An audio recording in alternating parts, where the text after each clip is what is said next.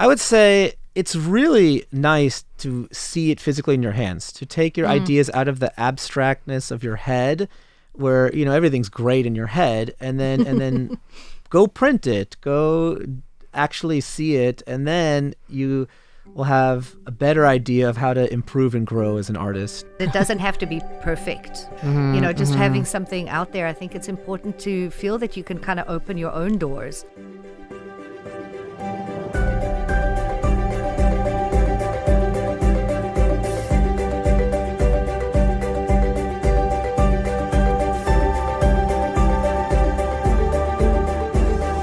Hello, everyone, and welcome to Tales of Our Times. This is a show where we discuss the stories that move us, what makes them so meaningful, and why others could or should find meaning in them as well. This is not a spoiler-free show, so bear that in mind as you continue to listen. We tackle movies, books, comics, and more. Where there's a story, there's a reason to read.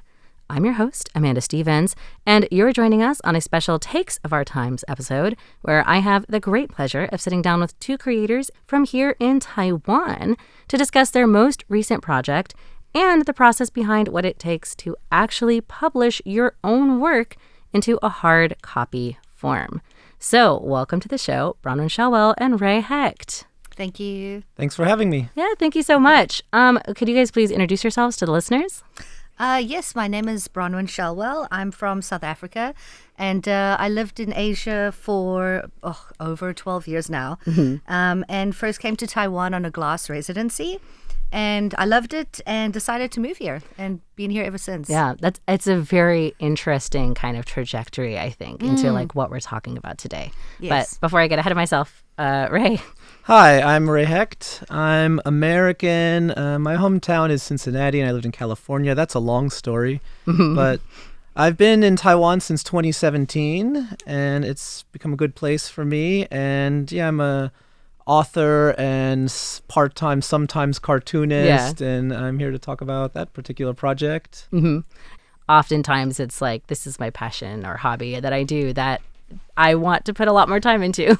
So true. Yeah. But you guys actually kind of did that. So that's what we're here to talk about today. Now, we met because you two collaborated on this project called Visions of Taiwan, which is a comic anthology series that collaborates with artists here in Taiwan. And I want to read the description that you have on your website, Ray, which called it a range of new voices from around the world in which each artist who has made Taiwan their home tells their unique take on what it is like to be here in Taiwan. Now, that got me interested because I used to work in like making zines and stuff, though that was before I was an adult, literally. Could you tell me a little bit more about what your role was in this project and what inspired you to make, this is now a series, there are 4 of them, right? Yes. So what inspired you to like make this series? Well, for me, I've always loved comics. I grew up on superhero comics and manga and Marvel DC and I don't know, Dragon Ball Z, all that. Yeah, all the good ones, all the big hits. Yeah, it's my first love as a storytelling medium, if you will. And I've been doing lots of writing the last few years, and in 5-6 years ago, before COVID, time flies, I did a comic autobiography because I wanted to push myself to do a full graphic novel. Wow. I did a sequel that was just called 2020 about living in Taiwan 2020, and it was more like a zine, 12-page, piece of paper folded in half, stapled together. And with that one, every page was a month. And that got me more interested into doing short story comics. And I thought about doing an anthology that showed a diverse range of styles and written by people with a diverse range of backgrounds. So it kind of just came natural that the next step could be doing an anthology about life here. And also, we knew a lot of different artists here, right? And after COVID, you go ahead. We sort of just noticed that a lot of artists that we were connected with were kind of struggling to sort of get back on their feet after all of that. And I thought, one of the things we sort of came up with was trying to find a way to create a platform to sort of get people, inspired, to get people collaborating, to sort of invest in our community. Are you guys both then like co-founders of this project, would you say? I would say it's Ray's brainchild, okay. For sure. Yeah, I'm the editor. Bronwen's contributed a lot. She's been in every issue. She's an artist, and she's the cover designer as well. Wow. Yeah, so I helped with some of the editing and with the cover design and that kind of thing. So, well, I feel like that's sort of necessary, especially when like these books have only continued to grow as you have made them. Almost every book seems to have equal or more participants than the first one. Yeah. And that kind of, I think, speaks to the fact that a lot of people want to participate in this. And so since we're kind of already talking about the process, I actually want to get into that because on my show, we often talk about the content of stories. We rarely get the chance to talk about like what goes into making one. But you guys here have collaborated on not one, but 4 different zines or books. So I wonder if you guys could briefly describe the process it takes to make a book or put together one of these anthology issues. For me, when I started, I asked people I knew and then put out feelers for a few other new artists I was introduced to. And they all had to create something that was 6 to 8 pages. Yeah. And it was often autobiographical in nature, which is a bit of a Western indie comic tradition. Yes. I think that one of the more difficult parts of it, though, was to find an artist that is able to, illustrate the story and write the story. Yeah. Because both of those are kind of very different skills, actually. So when we started, that's why the first issue was sort of quite small because people were, sure, I can write a story, but I can't illustrate it. Or I can illustrate something, but I don't know what to write about. There are a couple collaborative stories that had a different writer and artist. Yeah. In which you have to make a kind of script first. Yes. But it's a lot of different skill sets at once. A lot more involved, I think, than people who are enjoyers of comics may think. Once you start getting into the process of actually putting it together or trying to like make a cohesive narrative, it sort of it very quickly becomes much more complicated than it seems. Yeah, and the ratio of how long it takes to make versus how long it takes people to read is very vast. It's so disappointing. Yeah. But it's interesting because, once people saw the first issue, I think that's what sort of sparked other artists' creativity because they could see it, physically and how the story sort of came together, and that sort of sparked other people to be like, oh, okay, I can do this, or I'd be interested to try something. Yeah. It seems like then the process for you guys as the editor and contributors was to put out feelers to people, get people who are interested, and you gave them this pitch that was like, I'm looking for people to create 6 to 8 pages, autobiographical comic about being in Taiwan. And then I'm going to assume you gave them a deadline. Yeah, it would be this summer, then it would be August 2nd, I have to have this. Right. It getting clarified the closer you get to it, right? Yeah. So then how do people submit their work to you? I wanted people to pitch some kind of an outline in typing before they get to drawing. I think that's so you can worth kind of preview it ahead of time. Some people like to just a little bit make it up as they go along, but I think it's good to have something of a storytelling structure with a beginning, middle, and end. For sure. Yeah, and then they would send sketches, and then I'd be like, that's good, and now draw away. For me, for my particular story, the first one was how not to get your scooter license in Taiwan. It's totally autobiographical. Like I said, I made an outline, but then I sketched it with pencils, and I bought good board stock paper and inked it. And then lettering it took a long time. And then for me, the next step is I would scan it and use Photoshop. And then that is another kind of skill set. And you were using Photoshop to like tone it? Or to do some shading. Yeah. To add some gradients. There would even be typos. It happens. Yeah, of course. That's how I would edit other people's works too. I would have to clean up some splotch that's in the wrong place. I'd have to crop it, etc. Make sure they all fit, and so that they're the same proportions for the page size. So after everybody submitted their work to you, you would clean up those works, and then from there, did you just take that completed file to a printer? Yeah. So I use the printer that was recommended to me. I just have to make sure everything's the right proportions. Yeah. And make sure everything is high def so that it'll look really clear when it's printed and not pixely. The finished product looks great. Thank you so much. Very professional looking.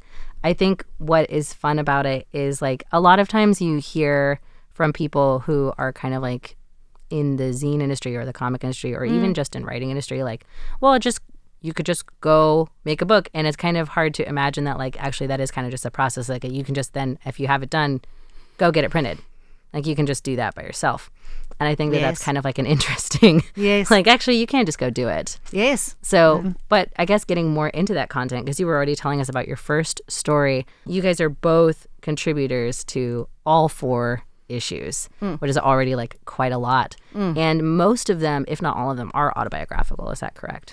More than half, sure. I think the festivals one was quite different because the 3rd issue, people had to do a comic based on a festival that they wanted to sort of discuss and talk about in Taiwan. That could have been nonfiction in a sense, but not autobiographical. Yeah. How did you choose stories for that? Because you've now done 4 of them. I mean, I think the first one just sort of started off with, my exploration of like Green Island. Yeah. And that was something that I did sort of during COVID. And I was so inspired by that place. That was a very easy sort of first story. The second one was a little bit harder because I did that story from the slug's point of view because I was actually teaching character design and animation at the time. So I used the slug to sort of show how you express different emotions and front back side of a character and all of that with my students. And then Moon Festival, I've always just loved that particular month and all the weird rituals and ceremonies that go along with it. I mean, the full disclosure would be that that's my favorite festival in Taiwan. I know. Is Moon Festival. Yes. I love that one. Yes. So, I mean, I love the moon and the Moon Festival. And it's a beautiful sort of time of year. And I wanted to just find a way to, track the phases of the moon and then do sort of some poetry around the particular days that are the most important for that festival. Yeah, so that was, like you said, the Moon Festival is my favorite festival. So everybody just kind of gravitated to the one that they loved the most. So it sounds like, at least for you, something that was a driving factor was like things that really sort of impressed you. And then that was like what you would use as like a guiding sort of compass towards a story you wanted to tell. Yeah, pretty much. I mean, interestingly, Ray was discussing his process of, doing the script and then, planning out the pages and being a visual artist or a sculptor, my process was quite different. I would create little paintings of scenes that, that reminded me of the experience that I had. And then I would arrange the paintings to tell the story. Wow. And then I would script later. Right. Sort of fill in the gaps of what was happening. You sort of had like the visual image you wanted to see first. Yes. And then you would go from the way that you envisioned it down into how to make that work on the page. Yes. So it was basically just arranging little gallery pages and then figuring out the story. How fun. Afterwards. Yeah, I don't know why it worked that way. I really tried to do script first. Yeah. But it just never, I don't know. That I mean, just as long as everybody's it's done, right? got their own method. Ray, how did you go about picking stories that you wanted to use? Like, what was your kind of driving factor? So I was saying the first one was definitely autobiographical. And I've been writing for a long time. I think that as someone who's a writer and anyone who fosters creativity for a long time, you should have too many ideas. You should have notebooks with lots of ideas and then pick from them. We wish. What criteria did you use? If that's a thing, like, did you have a criteria that you use for like eliminating or deciding what story is most apt for that project? Well, I just getting a little bit into your personal process. It's intuitive. I don't know. It's intuitive to some degree. Okay. So for the second issue, I knew I wanted to do a narrative story that's fictional, that has that kind of a beginning, middle, end structure, but it's about, it's not like what happened to me this one time. It's just me making up something. I wanted to challenge myself in that way, at least. Then the third one, we chose to have festivals. Yeah. One of the reasons we chose the theme is because the stories were getting all over the place, and the stories were becoming a lot of how did I come to Taiwan, which was maybe a little redundant. I wanted it to be more unique, each story unique. So when everybody had to choose a different festival, it took it into a lot more directions. Right, but also like keeping it on theme, so it's cohesive enough for a book, but you're no longer reading the exact same story from a different point of view. Yeah, we did sort of mention to the artists to sort of try to find special things about Taiwan that they wanted to share with other people. One of my favorite stories actually is by Stefano Massesti, and he wrote about, the garbage truck that comes around. Yeah. And so is he an American? He's Italian, actually. Oh, okay. I was going to say, because then he didn't have the ice cream truck confusion. No, a lot of us had. That's me. That was me. But so he has to go actually take his trash out, and apparently, everybody that takes their trash out has a very unique stance for throwing the trash into the garbage truck. And I didn't know that was sort of like a little cultural thing. I never noticed that. So I mean, really tried to like just get people to really think about like, if you were to tell special stories, like what would they be? What would they look like? But having some specific guidelines, I think, can often help with creativity as well. So like that theme. Yeah, or you tell like you giving say people the prompt. You have this budget. You say you have this many pages, and then you kind of go wild within that. Right. Almost counterintuitively, like constraints can also inspire creativity, right? And also just to get people thinking outside of the box, or just thinking about something new. There were different levels of artists, which was interesting too. A couple of them are experienced with comics, and they've been doing comics for a long time anyway. Yeah. The John Renzella does wood prints. He's a great artist out of Taiwan. I mean, an interesting fact about his comics is that every panel is a wood block print. That's so cool. So I mean, he engraved. He's spending like a lot every of time. Yeah, and it's beautiful, detailed work. It's really lovely. So I mean, there's so many levels to what people can discover in each story. Well, unfortunately, we're almost out of time, which is crazy that it's gone by so fast. It's gone so fast. But I wanted to ask you guys then.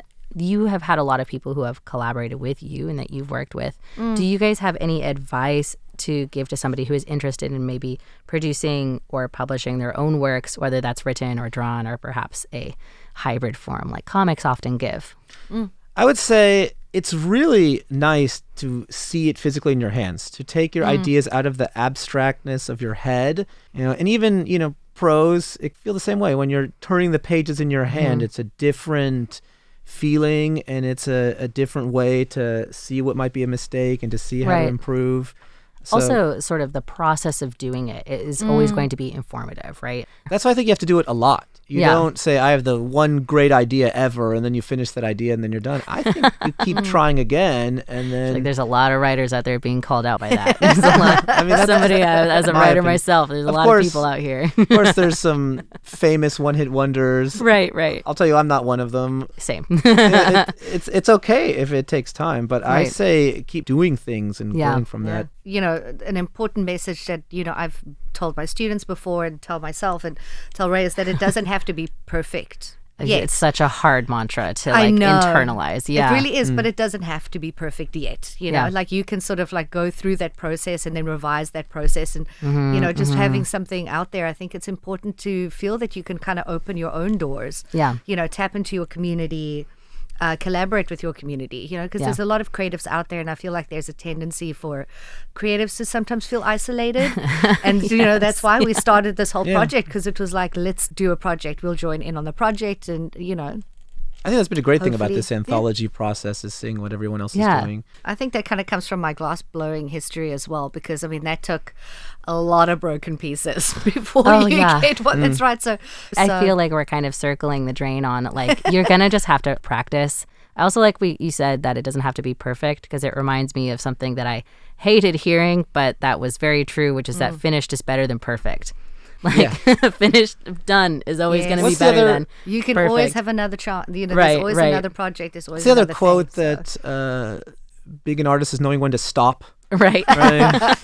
Exactly. But unfortunately, we're out of time, and I have to stop myself there, because otherys I'm just going to keep going. We have to know when to stop, vein. Don't we? Right. We'll take our own advice, not just give it. Before I go, though, before we all go, I'd like to ask. We've spent so much time talking about these books. Where could listeners find these or pick them up? Sure, it's all on Amazon. If you look up Visions of Taiwan, ebooks and hard copies. I think if you're within Taiwan, you don't need to order it internationally. On my website, rayhecht.com, RAYHECHT.com. I have a page where you can even email me and I'll send a hard copy. Just cover price. And Bronwen, is there anywhere else you'd like to direct us if we wanted to see more of your work, or is Visions of Taiwan where you would like people to get that introduction?